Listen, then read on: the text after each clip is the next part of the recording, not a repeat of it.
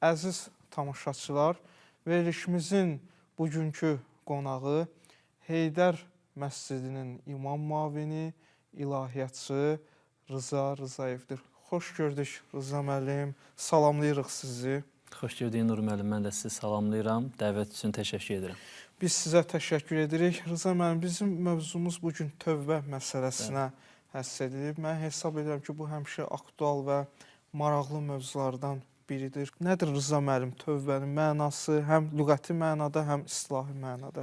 Rəhman və rəhim olan Allahın adı ilə mən də bir daha sizi və bizi izləyən tamaşaçılarımızı salamlayıram. Bir daha təşəkkür edirəm dəvət üçün. Nur müəllim, sizin də vurğuladığınız kimi tövbə mövzusu hər zaman aktual bir mövzulardan biridir.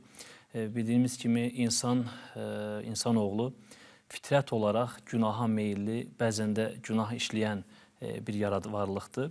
Bəzən insan, belə deyək də, düşdüyü vəziyyətə görə günahın böyüklüyündən, kiçikliyinə, bu və ya digər şəkildə müxtəlif günah çuxurlarına yaxınlaşır və bəzən də günah çuxurunun içərisinə düşə bilir. Ancaq dinimiz hər zaman fürsət qapıları bizim üzümüzə açır və bu fürsətin başında dayanan təbii ki, tövbədir. Bilirsiniz ki, tövbə Allahın biz bəndələrində görmək istədiyi, sevdiyi ən, belə deyək, öndə gələn əməllərdən, məsələlərdən biridir. Tövbə lüğəti mənası da sizin də bildiyiniz kimi geri dönmək, qayıdış etmək mənalarını ehtiva edir. İslahi mənasına baxsaq, tövbə günahlardan səmimi şəkildə peşman olmaq, günahlarını etiraf etmək və Rəbbinə yönəlməkdir. Tövbə sadəcə sözlə demək deyil, təbii ki, eyni zamanda ruhun və qəlbin yenilənməsi, belə deyək, oyanışıdır. Tövbə bir yönü ilə iç qəlbimizin, iç həyatımızın bir silgisidir. Tövbə bir yönü ilə Allahın bizə mərhəmətinin bir göstərisi və işarəsidir. Bilirsiniz ki, biz insan olaraq gün ərzində müxtəlif xəta və günahlar edə bilirik. Müxtəlif xətalarla o ruhumuzu və qəlbimizi çirkləndirə bilirik. Ancaq tövbə suyuyla yenidən o ruhumuzu, qəlbimizi təmizləyə, eyni zamanda ölmüş qəlbimizi dirildə bilirik. Tövbə, biraz öncə qeyd etdiyimiz kimi, sadəcə tövbə etdim, səhv etdim deməklə deyil, yenilənməkdir. Yeni bir başlanğıcdır.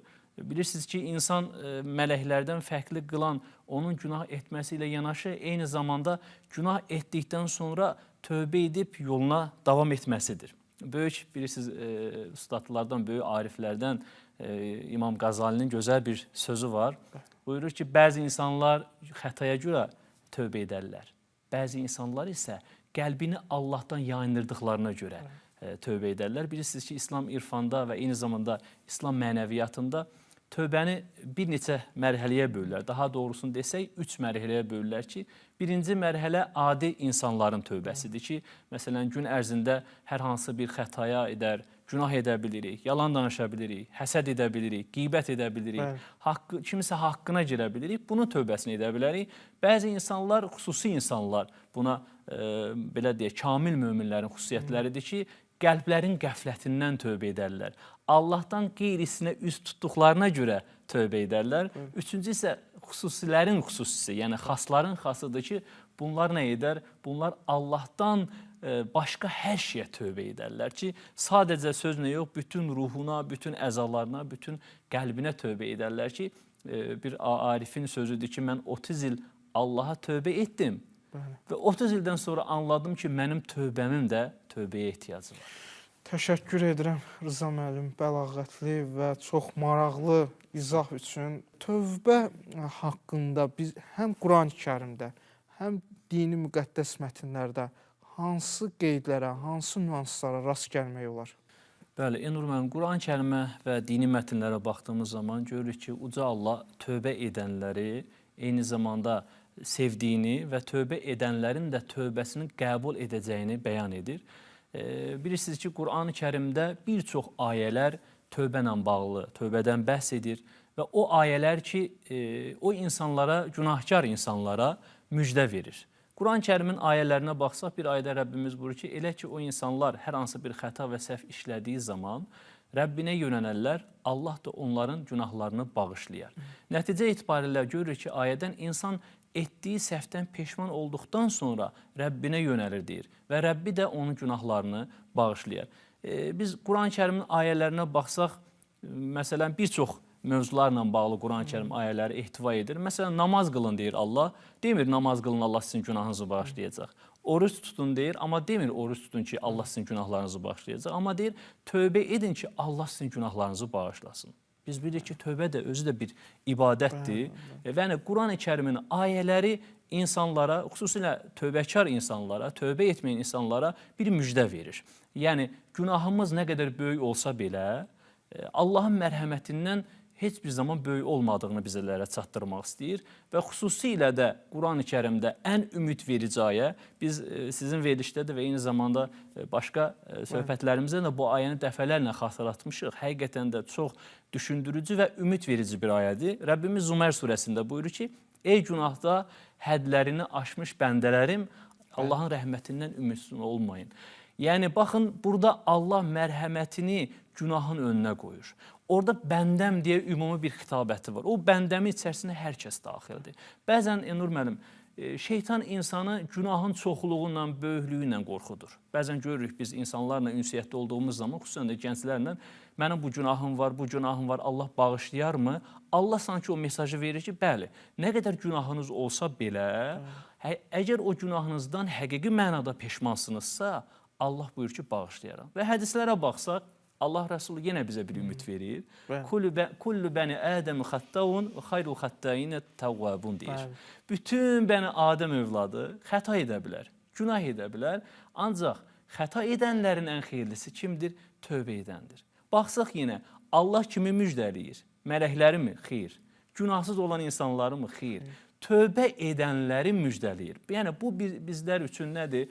Yəni, nə qədər xəta etsək, günah etsək, Allah o qədər bağışlayandır ki, bizim günahlarımız Allahın mərhəməti yanında çox kiçikdir. Və başqa bir hədisində Allah Rəsulü buyurur ki, Allahın salamı olsun, buyurur ki, əgər siz günah etməsəydiniz, sizi yeryüzündən silərdim, başqa bir qövüm gətirərdim və onlar tövbə edərdi, mən də onların tövbələrini bağışlayardım. Yəni, bu demək deyil, biz Allaha günah edək, Allah bağışlasın. Həzrət Yaqubun qardaşları da o iddiada oldular ki, biz günah etdik, amma tövbə edərik, Allah bağışlayar. 40 il tövbə onlara qismət olmadı.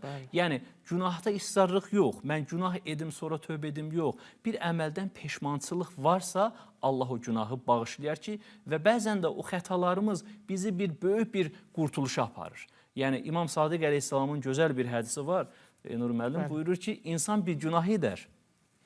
O günah vasitəsilə cənnətə daxil olar. Bu cavab bəzən fikirləri qarışdıra bilər. Sual edirlər ki, ya imam, necə olur ki, insan günah edər, o günah vasitəsilə cənnətə daxil olar. İmam buyurur ki, insan günah edər, sonra peşman olar. Peşman olduğuna görə Allah da vəd verib ki, Allah nə buyurur Quran-Kərimdə? Buyurur ki, Allah tövbə edənləri sevir, Allah pak olanları sevir.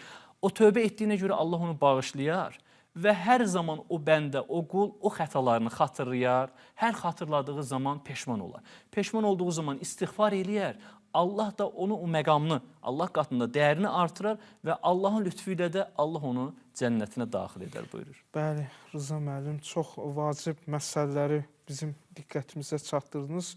Tövbə demək, insanı nicata aparan mərhəmət qapılarından biridir.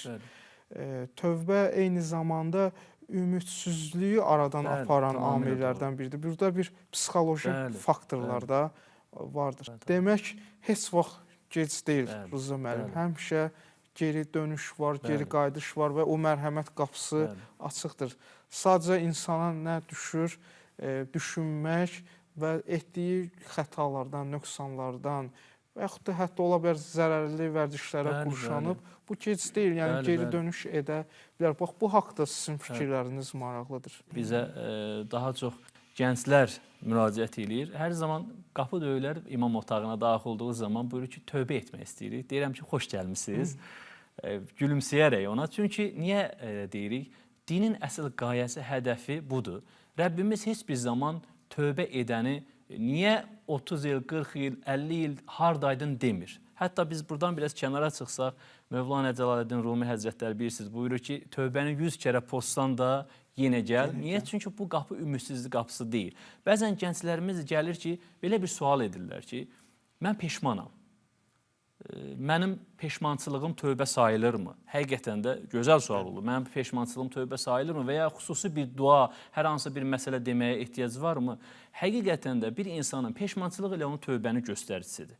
Əgər içdən ruhən narahatdırsa və bu gün o əməlindən peşmandırsa, Allah onun keçmişini heç bir zaman sorğulamaz. Bəli, bu gün həqiqətən də gənclərimizə xüsusən də buradan səslənmək istəyirik ki, bəzən zərərli vərdişlərlə ola bilər alicəsi ola bilərlər. Hər hansı bir əməl həm onun ailəsinə, həm dost ətrafında onun nüfuzunu, hörmətini geri sala bilər. Ona görə heç bir zaman heç nə gec deyil. Allah o rəhmət qapısını, tövbə qapısını hər zaman açıq qoyub ki, yetər ki, biz də o əməlimizdən içdən peşman olaq. İmam Zeynalabdin əleyhissalam buyurur ki, peşmançılıq içdən doğrana narahat olmaqdır. İslam dini nöqteyi nəzərdən həm tövbənin mümkünsə növləri vardırsa, onları zikr edərdiniz, qeyd edərdiniz. Həm də onun şərtləri necə olmalıdır? Əsl tövbə əslində necə olmalıdır? Nur müəllim, İslam alimləri, İslam mütəfəkkirləri bu haqda ortaq müttəfiq bir fikirdədir. Xüsusən də Əhl-i-Beyt imamlarından Həzrət Əli əleyhissalam buyurur ki, tövbə 4 sütun üzərində bina olunubdur, inşa olunubdur. Təbii ki, bunun başlanğıcında dayanan peşmançılıqdır. Bəzən də görürük ki, insan nəyə tövbə edirsə, Nur müəllim, çox maraqlıdır, o əməllə tez-tez qarşılaşır. Allah ondan imtihan eləyir. Bəzən o tövbə edən insanın iradəsini və əzmini yoxlayır. Görək hələ bu insan o günah qarşısında tövbə edib, halı və davranışı necə olacaq? İkinci şərti, Nur müəllim, dil ilə ifadə eləməkdir. Biz qəlbən peşman olmuşuq, ruhən peşman olmuşuq. İkinci olaraq dillə o peşmançılığımızı ifadə etməliyik. Allah bəzən bəndəsinin, xüsusən tövbə edən bəndəsinin səsini eşitmək istəyir. Allahım, xəta etdim. Allahım, səhv etdim. Allahım, bağışla deyə dua etməsini istəyir ki, biz Peyğəmbərimizin həyatına baxdığımız zaman görürük ki, aləmlərə rəhmət olaraq göndərilmiş Peyğəmbərimiz buyurur ki, mən gün ərzində 70-dən çox istiğfar edərdim. Elə günahlar var ki, bəzən insanın nemətinin qarşısını azaldır. Nemətin bərəkətini alır. Elə günahlar var ki, insanın duasının qəbulunun qarşısını alır ki, imamlarımızdan buyurulur ki, Allahım, o günahımı bağışla ki, duamı həbs edeyim. Necə ki, İmam Hüseyin əleyhissalam Allahla da münacatında buyurur ki, Allahım, o günahlarımı bağışla ki, o günahımı səndən başqa bağışlayan kimsə yoxdur. Üçüncü şərti, Nur müəllim, bədən ilə peşmançılıq, tövbədir ki, çünki insan o günahı edirsə, xüsusi bir, belə deyək, bədən də güc tapıb o günahı edir. Necə ki, deyir, o günahla bədənini çirkləndirmişdin, indi də nəfsini məcbur edərək itayətə məcbur elə. Və dördüncü şərti, ən önəmli şərtlərdən də biri, bir daha o günaha qayıtmamaq şərti ilə. Necə ki, Uca Allah Quran-ı Kərimdə buyurur Təhrim surəsində, Bismillahirrahmanirrahim, Yə əyyuhəl-ləzīnə əmənu tubu iləllahi təvbətən nəsuhə. Ey iman gətirənlər, Allaha bir daha o günaha qayıtmamaq şərti ilə səmimi şəkildə tövbə edin. Yəni, bir daha o günaha qayıtmamaq şərti ilə, necə ki, hədislərdə buyurulur ki, bir heyvandan sağılan südün təkrar geri qayıtması nə qədər mümkün deyil, inanan insanın da o günaha qayıtması o qədər uyğundur. Və biz hədislərə baxsaq, Allah Rəsulu buyurur ki, bir insan tövbə etməsi, səmimi tövbə etməsi, səmimi peşman olması, səhrada bir insan susuz halda olarkən, su tapdığı zaman necə sevinir və ya sizlərdən biri hər hansı bir itkinizi itirmişsiniz, onu tapdığınız zaman necə sevinirsə, Allah da bu şəkildə sevinir. Bunu burada özəlliklə qeyd etmək istəyirəm ki, Allahın bizim heç bir ibadət və itaətlərimizə ehtiyacı yoxdur təbii ki. Allah bu şeylərdən xalidir. Yenə də məqsəd insandır. Niyə insandır? Çünki insan fitrətinə döndüyünə görə, yəni tövbə bir də fitrətə dönüşdür. Əsl kimliyə döndüyünə görə Allah da o bəhanələr axtarır ki, insanı bağışlasın və növbəti növlərindən də biri təbii ki, o insanların ki, qəlbinə toxunubdur, halallıq almaqdır. O insanların könlünə dəyib, bu yöndən də həmən insanlardan halallıq almaq, yerinə yetirmədiyi ibadətlərin də qəzasını yerinə yetirir. Rıza müəllim, siz istiğfar məsələsinə toxundunuz. Qurani Kərimdə həm görürsünüz, bir sıra ayələrdə istiğfar edin əmri verilir. Bəzi ayələrdə tövbə edin əmrini biz müşahidə edə bilərik. Bunların fərqi varmı? İstiğfarla tövbə arasında fərq varmı? Vardırsa o hansı nüanslarda təzahür edir. Bəli. Nur müəllim, biz biraz öncə qeyd etdiyimiz kimi tövbə geri qayıdışdır, günahlardan peşman olmaqdır. Bildiyiniz kimi istiğfar isə bağışlanmaqdır. Tövbə ilə istiğfar arasında çox incə bir fərqlər var. Tövbə, yəni bir insan əgər bir günah edibsə, tövbə edibsə, mütləq mənada o etdiyi əmələ görə özü Allaha yönəlməli, Allahdan istiğfar, bağışlanma diləməlidir. İstiğfar isə, məsələn, siz mənim adıma Allahdan bir bağışlanma istəyə bilərsiniz. Bu istiğfar daha çox dua anlamındadır. Biz baxsaq biraz öncə dedik, Peyğəmbərimiz buyurur ki, mən gün ərzində 70-dən çox istiğfar edirəm. Təbii ki, Peyğəmbərlərimiz xətadan, günahdan xalidirlər, onlar məsumdurlar. Sadəcə istiğfar halı bir müminin gündəlik yaşayış halına gəlir. İstiğfar halı bir insanın qəlbinin aramlıq halına gətirib çıxardır. Yəni istiğfar bu qədər həssas bir məsələdir. Bir verilişə hazırlaşarkən dəyərli Nur müəllim, qarşıma çox gözəl bir dua istiğfarla bağlı bir şey çıxdı. Bir bədəvi ərəbin Kəbə evin qarşısında Allaha dua etməsi var. Buyurur ki, Allahım, deyir, mənim sənə qarşı etdiklərimdən sonra, günahda israr etdikdən sonra tövbə və istiğfar etməyim həyasızlıq olar. Amma sənin rəhmətinin genişliyini gördükdə, mənim istiğfar tövbə etməməyim isə acizlik olar. Allahım, sən mənə ehtiyacın olmadığı halda nimətləri üzərimdən yağdırırsan. Bununla özünü mənə sevdirirsən.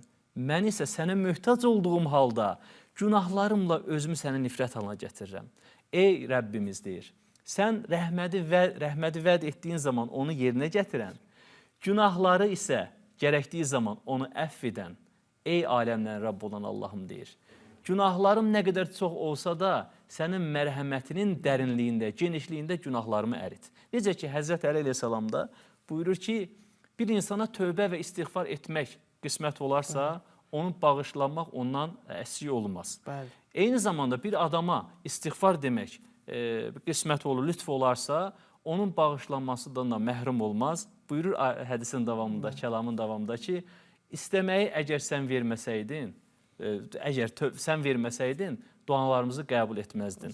Əgər bağışlamasaydın bizi, tövbə etmək fürsətini də sən bizə verməzdin. Çox gözəl cavabdır Rıza müəllim, təşəkkür edirik. Bəzən görürsünüz bir insan tövbə eləyir, peşman olur, o müəyyən xətadan, qüsurdan, nöqsandan üz döndərir. Amma bir müddətdən sonra təzədən həmin qüsur günahları icra eləməyə başlayır.